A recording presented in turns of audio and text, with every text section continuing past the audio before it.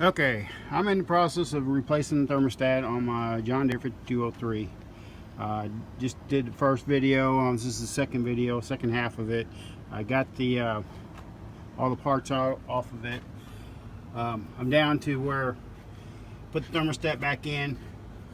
The main thing you want to really spend a lot of time doing, make sure it's exactly, is scrape all that old gasket off of this. This needs to be perfectly clean. Can't have any little pieces of old gasket on there. It's got to be perfectly clean. And then same way with this, you know, go through this, clean it up, get the old gasket off. That's just a little bit of water stain and stuff, but clean it up. Make sure there's no gasket left on your parts, because it'll cause a leak and it'll leak everywhere, and you have to do this all over again.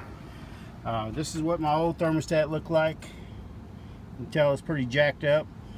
And I noticed one thing.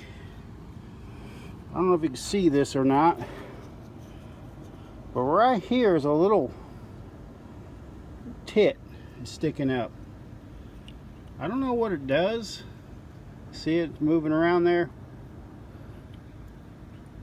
But I made sure before I pulled this thing out, before I pulled this thermostat out, I took a picture of it. And I went back and looked at the picture, and they had it installed with that little tit looking thing, that little tits thing at the very top. So when I go to put back my new one, here it is, here's my new one.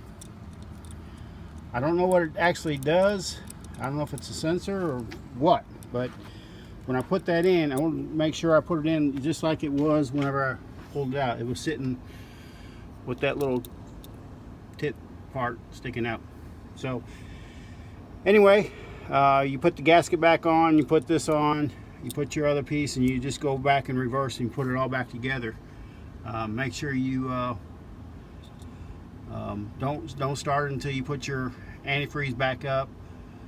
You always want to run it a little bit, get it warm before you, so that way it opens up the thermostat and you can finish filling it up. That's from my understanding. I don't know. I mean, I'm new at this. This is all new, so correct me if I'm wrong. But anyway, I'm going to just go ahead and finish installing this, and then just put everything back together and see how it runs.